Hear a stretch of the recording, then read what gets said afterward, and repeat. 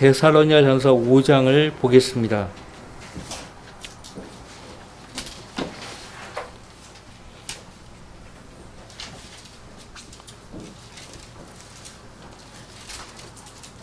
데살로니가전서 5장 23절은 병기된 성경들이 이것만큼은 손대지 않았습니다. 사람이 영과 혼과 몸으로 되어 있다는 걸 손대지 않았어요. 개역 개정에도 영과 혼과 몸이라고 되어 있어요. 분명히 병계를 하려면 완벽하게 해야 되는데 미처 그 부분을 놓친 것입니다. 데살로니가전서 5장 23절 화평의 하나님 바로 그분께서 너희를 온전히 거룩하게 하시고 너희의 온 영과 혼과 몸이 우리 주 예수 그리스도께서 오실 때까지 책망할 것이 없게 보존되기를 하나님께 기도하노라. 아직 오시지 않았죠. 예, 그분이 오실 때까지 책망할 것이 없게 보존되기를 하나님께 기도하노라. 누가 보존하시는 거예요? 하나님이에요. 하나님. 또 한 구절을 보겠습니다. 디모데후서 4장입니다. 우리 지난주에 봤어요. 4장 18절. 주께서는 나를 모든 악한 일에서 구해내시고 그의 하늘나라에 이르기까지 나를 보호하시리니 영광이 그분께 영원뭉토록 있기를 원하노라. 아멘. 누가 보호하시는 거예요? 누가? 주께서. 하나님이죠. 예수님이신 하나님이 나를 보호하시는 거예요. 언제까지? 그의 하늘나라에 이르기까지. 죽어봐야 안다고 하는 사람들은 여기서 그 사람들이 잘못되어 있다는 걸 알게 되죠. 확신하고 있어요. 사도 바울은. 그의 하늘나라에 이르기까지. 자신이 죽으면 주님의 하늘나라에 간다는 것을 확신하고 있어요. 자, 교재에 보시면은 우리가 지난 시간에 유아 세례와 미사에 대해서 다뤄봤죠. 카톨릭에는 7가지의 성례가 있다고 했어요. 세례와 미사에 참여한 사람들이 이제 견진 성사를 받아야 되는 것입니다. 카톨릭 교리에 의하면요, 교재에는 나와 있지 않은 내용입니다. 잘 들어보세요. 견진 성사는 성례에 의해 특별한 힘을 갖게 하는 것으로 카톨릭 교도들이 유혹을 물리칠 수 있도록 한다.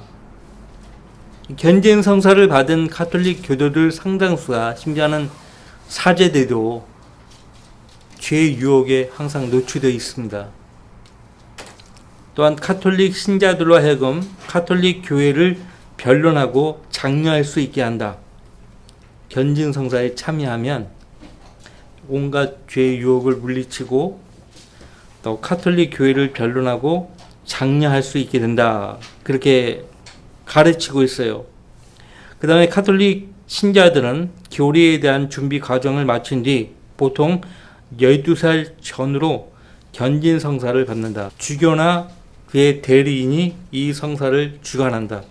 이 성사를 주관하는 신부는 오른쪽 손가락을 거룩한 기름에 넣었다가 받는 사람의 이마에 십자가 성호를 그으면서 성령의 은사로 인침을 받으라. 그렇게 말을 한다고 합니다. 성령의 은사로 인침을 받으라.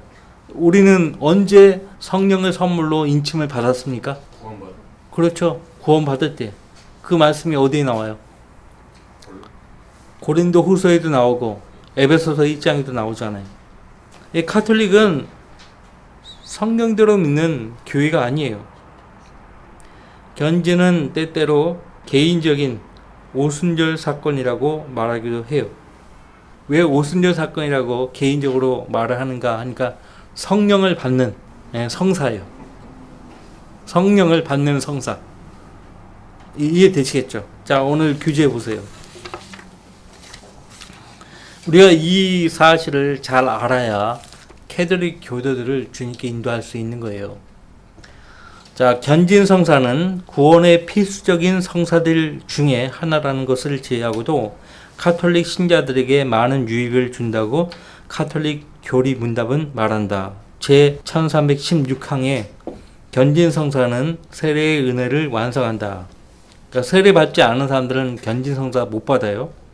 견진성사는 우리를 하나님과의 관계 안에 더욱 깊이 뿌리내리게 하고 그리스도와 더 확고하게 연합하게 하며 교회와 우리의 연대를 더 강화시켜주기 위해 우리에게 성령을 준다. 제가 이제 그 신약교회사에 나타난 유아세례의 문제점이라는 제목하에 논문을 준비할 때 가톨릭을 위해서 각 교단에서 신앙 고백서, 그 다음에 세례 문답 이런 것들을 다 조사를 해봤거든요. 장로교나 감리교나 이건 완전 가톨릭이에요. 깜짝 놀랄 만큼. 지금 제가 이거 바티칸 공예에 이 1316항을 읽어 들었는데 이런 비슷한 내용이에요. 표현만 달리 바꿨을 뿐이지 정말 끔찍합니다. 견진성사가 과연 가톨릭 신자들을 그리스도와 더 확고하게 연합시켜 줄 수 있을지는 모르겠지만 분명한 것은 성경은 그러한 교리를 가르치지 않는다는 것이다. 하나님의 말씀에 따르면 모든 사람은 그리스도 안에 있든지 그렇지 않든지 둘 중 하나이다. 그리스도와 더 확고하게 연합하는 것은 결코 성경이 가르치는 바가 아니다. 그러므로 누구든지 그리스도 안에 있으면 새로운 피조물이라. 옛 것들은 지나갔으니 보라 모든 것이 새롭게 되었도다. 영이 죽어 있으면 하나님 보실 때 그 사람은 그냥 피조물이에요. 인간의 모습을 한 그냥 피조물. 그래서 그 인간의 모습을 한 그 피조물과는 하나님께서 상대하지 않아요. 인간이 하나님과 교제하려면 거듭난 영으로만 하나님께 다가설 수 있거든요. 그 다음에 일단 하나님의 가족으로 태어나면 그 누구도 그 어떤 것도 거기서 떼어낼 수 없다는 것이에요. 견진이라는 것은 하나님이 그분의 성도들을 지키시고 보호하시고 보존하신다는 거고요. 가톨릭이 말을 하는 견진은 하나님과 관련이 없어요. 사람이 자기를 지키는 거예요. 교회가 그 사람을 지키는 거예요. 그럼 사람들이 없고 교회가 없으면 그 사람은 어떻게 되는 거예요? 보호를 못 받는 겁니다. 가톨릭 어머니 교회가 가톨릭 신자들을 보호한다는 것이에요. 숨은 의도가 거기에 있는 것입니다. 내가 확신하노니 사망이나 생명이나 천사들이나 정사들이나 권사들이나 현재 이들이나 다가올 이들이나 높음이나 깊음이나 어떤 다른 피조물이라도 우리를 그리스도 예수 우리 주 안에 있는 하나님의 사랑에서 떼어놓을 수 없으리라. 사도 요한은요, 우리가 하나님을 사랑한 것이 아니라고 했어요. 그분이 우리를 먼저 사랑하셨다라고 말씀하고 있어요. 하나님 자녀는 그리스도와 더 확고하게 연합될 필요가 없다. 단지 성령에 따라 행할 뿐이다. 이 말이 좀 오해를 불러일으킬 수 있어요. 요한복음에서 예수님이 너희는 내 안에 거하라고 했어요. 그리고 내 말들이 너희 안에 거하면 이란 말씀을 하셨죠. 그렇죠? 그러니까 우리가 할 일은 그분의 말씀이 내 안에 거하게 하는 것, 그것뿐입니다. 그것이 성령 안에서 행하는 것이고 성령에 따라 행하는 삶이에요. 그것뿐이에요. 그러면 이제 주님이 나를 그분의 말씀으로 지켜주시는 거예요. 견진내가 주는 또 다른 유익이라고 그들이 말하는 소위 영적인 흔적이다. 영적인 흔적. 이런 표현들 성경에 없어요. 그러니까 성경에 없는 표현들을 하는 사람들은 경계하셔야 돼요. 이단들은 성경에 없는 표현들을 하기를 굉장히 좋아하고 즐겨합니다. 자, 하지만 성경을 아무리 찾아봐도 세례와 마찬가지로 견진예는 그리스도인의 영혼에 지워지지 않는 영적 표시를 남겨놓는다. 영적 표시. 그래서 영적인 흔적이라고 말을 하는 것인데, 세례를 받고 견진예에 순종하면 그리스도인의 영혼에 지워지지 않는 영적 표시를 남겨놓는다. 예. 근데 성경을 아무리 찾아봐도 이 그리스도인의 혼에 영적인 흔적을 남긴다는 말은 없죠. 오히려 바울 사도는 주 예수의 표를 자기 몸에 지녔다는 말을 자주 했어요. 갈라디아서 6장에서. 혼도 아니고 영도 아니고 몸에 주 예수의 표. 그 말은 뭐냐면 사도 바울이 주님을 위해서 받은 고난들, 고문들, 상처, 그런 것들을 많이 받았다는 말이죠.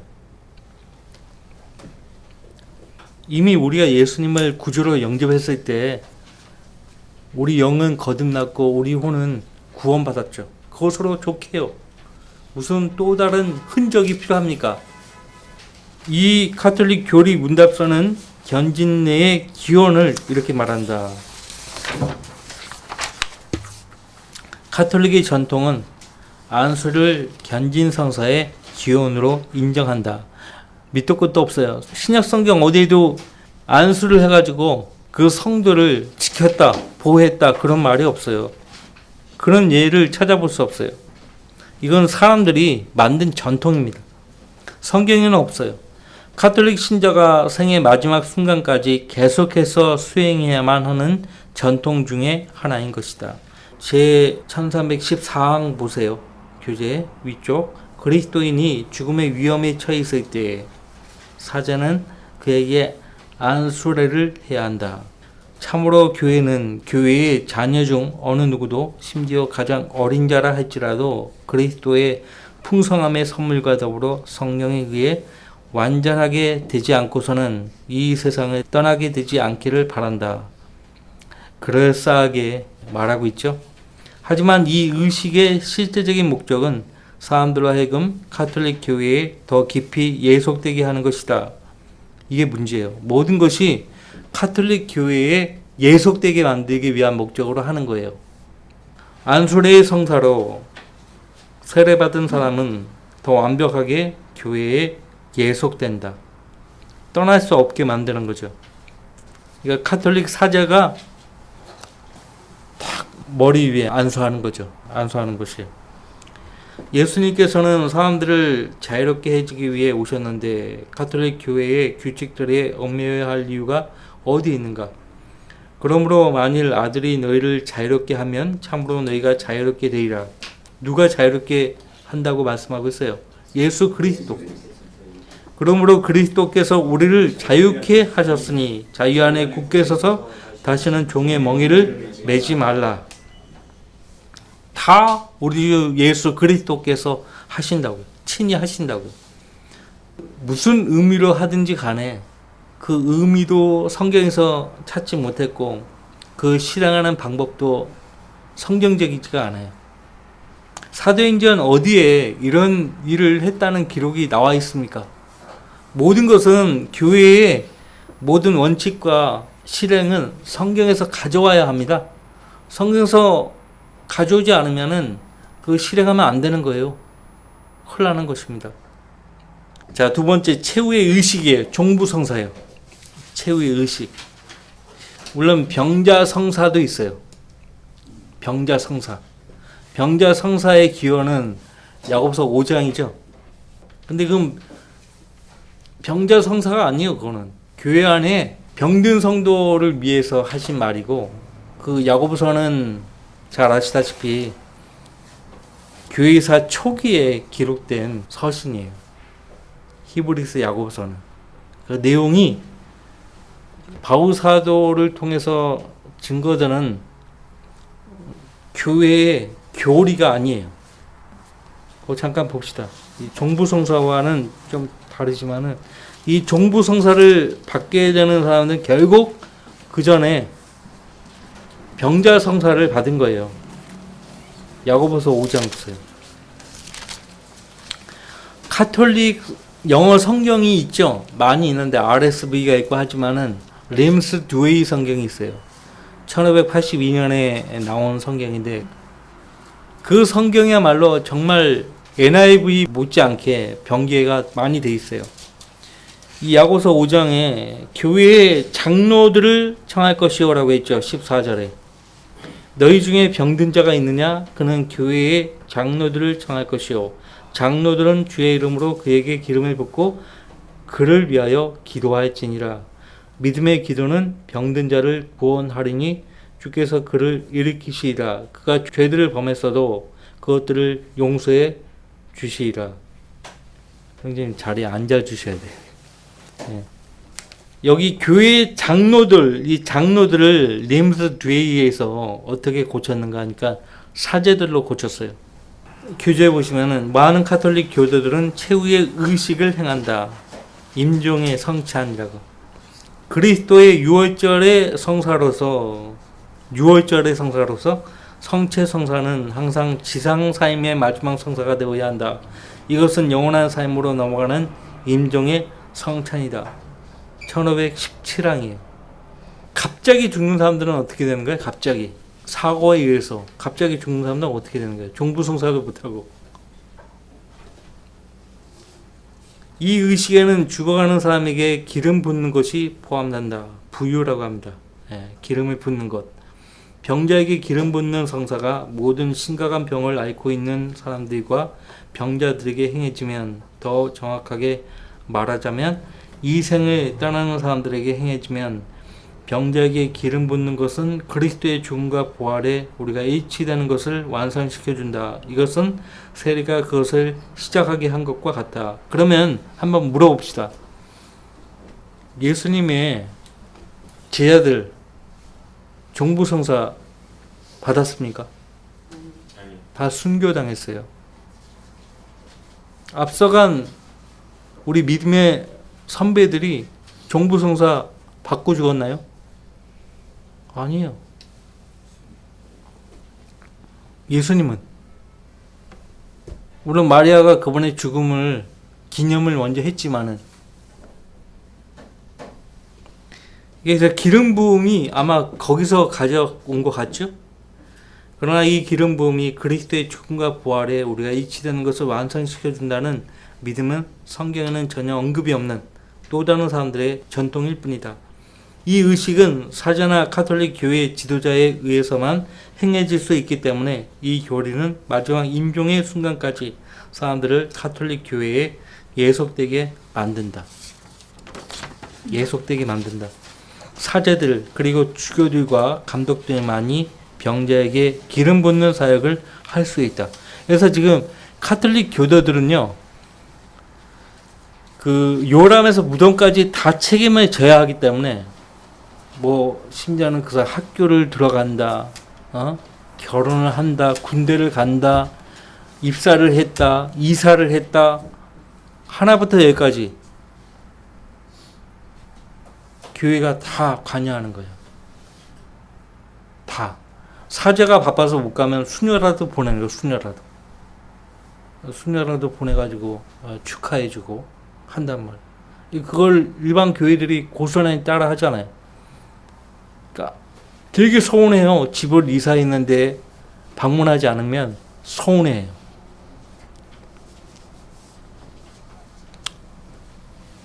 자, 저도 우리 집이 이사 갔을 때 제 여동생이 되게 서운해 하더라고. 부모님 집이 이사했는데 목회자인 오빠가 와가지고 기도 안 해줬다고, 예배인도 안 해줬다고. 그런 건 성경에 없어. 내가 늘 기도하는데 뭐. 그리고 내가 방문하면 기도하잖아요. 방문하면 기도하잖아요.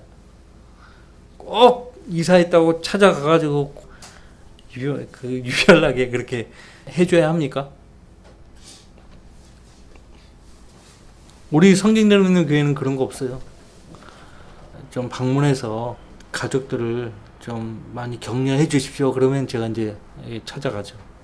그 외에 쓸데없이 그렇게 막 가지 않아요. 병자에게 기름 붓는 것에 대해서 교회는 이 생을 막 떠나려는 사람들에게 임종의 확인으로서 성체를 제공해 준다. 네, 마지막 그렇게 하죠. 그러니까 집안에 병든 분이 계시면은 꼭 병든 몸을 입고 교회 성당에 오지 말라고 해요. 신부가 찾아간다 이거지. 찾아간다. 그래서 가서 그 신부가 그 주임 신부는 아닐 거예요. 그죠? 가가지고 미사를 하고 그렇게 한다고. 그러나 성경은 이 의식이 영원한 생명의 시도 부활의 능력도 아님을 선포하면서 이에 반대한다. 이것은 하나님께서 시작하지도 않으셨고 승인하지도 않으신 인간이 만든 또 다른 전통이다. 이것은 성경이 무익하다고 선언한 지상에서의 마지막 선행에 지나지 않는다. 바울서가 한 고백을 보십시오. 실로 모든 것을 손실로 여김은 그리스도 예수 나의 주를 아는 지식이 가장 고사하기 때문이며 내가 그를 위하여 모든 것을 잃어버리고 그것들을 오히려 배설물로 여김은 그리스도를 얻기 위함이요 또 그 안에서 발견되고자 함이니 나의 의는 율법에서 나온 것이 아니요 그리스도를 믿음으로 말미암아 나온 것이니 곧 믿음에 의해서 하나님께로부터 나온 의라. 자, 이 의식의 다음과 같은 인간의 규칙들이 첨가되죠. 이러한 규칙들은 어디에서도 그 근거를 찾아볼 수가 없는 것들이에요. 바티칸 2차 공의회 제 1515항에 보시면 이 기름 부음을 받은 병자가 건강을 회복하면 다른 큰 병에 걸렸을 때에도 이 성사를 다시 받을 수 있다. 같은 병에 걸린 사람의 상태가 더 심각해지면 성사를 되풀이할 수 있다. 심각한 수술 바로 전에 기름 부음을 받는 것이 적합하다. 이것은 병약함이 심한 나이 든 사람들에게도 유효하다. 많은 규칙들 외에 또 다른 규칙들을 첨가한 것이죠. 하나님은 이것들 중 어떤 것도 명령하지 않으셨다는 것을 명심해야 합니다. 사람들이 이 모든 것을 만들어낸 거예요. 이 의식은 결코 성경이 가르치는 것이 아닙니다. 사도 바울을 포함한 성경의 모든 인물 가운데 이 최후의 의식을 받은 사람은 단 한 사람도 없어요. 한 사람도 없어요. 바울은 오히려 내가 이미 제물로 드려질 준비가 되어 있고 떠날 때가 이르렀도다. 내가 선한 싸움을 싸우고 달려갈 길을 마치고 믿음을 지켰으니라고 말하고 있죠. 성경의 그 어떤 인물도 이 최후의 의식을 행하지 않았죠. 쓸데없어요, 그게. 왜? 그리스도 안에서 죽었으면 곧 부활한다는 것이죠. 다시 예수님 오시면 부활하기 때문에 이게 쓸데없는 짓이에요. 부활을 믿지 않는 행위예요. 결론적으로 말해 카톨릭의 교리들은 하나님의 명령에 위배되는 사람들의 명령들로 가득 차 있다. 그러니까 이 곧 죽을 사람을 안심하게 만드는 거예요. 거짓 구원을 확신시키는 거예요. 콘스탄틴 대제도 죽기 전에 세례 받았다고 하잖아요. 그나마 그 세례를 받아야 자기가 죽은 뒤에 지옥에는 가지 않겠다는 생각을 한 거예요. 유아 세례부터 시작해서 이거는 전부 성경에서 가져온 교리가 아니에요. 인간의 전통이에요. 그래서 예수님이 지적하잖아요. 사람들의 계명들을 교리들로 가르치니 그들이 나를 헛되이 경배한도다. 우리가 하나님의 계명들을 교리들로 가르쳐야 마땅하잖아요. 그 교회의 의무예요. 교회는 하나님의 계명들을 교리들로 가르쳐야 되는 거예요. 근데 오히려 사람들의 계명들을 교리들로 가르치고 있는 거예요. 가톨릭 보면은 유대교와 거의 비슷해요. 유대교의 제사장, 가톨릭의 사제잖아요. 그죠? 다 그 가져온 거예요. 사방에서 가져온 거예요. 사방에서. 그래가지고 짜집기 해가지고 만든 것이 카톨릭이에요. 고해성사라는 것이 있죠. 고해성사. 규제는 없어요. 카톨릭 교도로 입문하려면 세례 또는 영세 또는 미사, 성체성사죠. 그 다음에 견진성사. 이 세 가지 성사에 참여해야 되고요. 그 다음에 이제 카톨릭 교도로서 죄를 짓고 용서를 받기를 원한다 그러면 고해성사를 해야 돼요. 이것이 치유와 관계가 있다고 하네요. 치유에 관계된 두 가지 성사 가운데 하나가 고해성사가 있어요. 고백한다는 거죠. 세례받은 뒤에 지은 치명적인 죄를, 치명적인 죽을 죄를 용서받기 위해서 고해성사를 하는 거예요. 그 다음에 병자성사가 여기에 또 포함되죠. 치유를 위한 성사 가운데 고해성사와 병자성사. 그 다음에 이제 봉사와 관련된 두 가지 성사가 있는데 성품성사가 있고 혼배성사가 있어요. 성품은 어떤 직분을 받을 때요. 직분을 받을 때 하는 성사고, 혼배는 잘 아시다시피 결혼할 때요. 결혼할 때 하는 것이에요. 결혼 의식이죠. 다 그 사람들이 만든 전통입니다. 전통이. 이 7가지 성사들로 나가지 못하게 만드는 거예요. 가톨릭 교회에 예속되게 만드는 거예요. 빠져나가지 못해요. 그래서 가톨릭 교도들이 구원받기가 어려운 이유가 여기에 있는 거예요. 이 7가지 성사들을 받아야 한다는 이 세뇌를 어릴 때부터 받았기 때문에 그거를 한 가지라도 제대로 못 받으면은 불안한 거예요. 지옥 간다고 생각하는 거죠. 자, 그러면 다음 주에는 마리아에 대해서 다뤄보도록 하겠습니다. 마리아.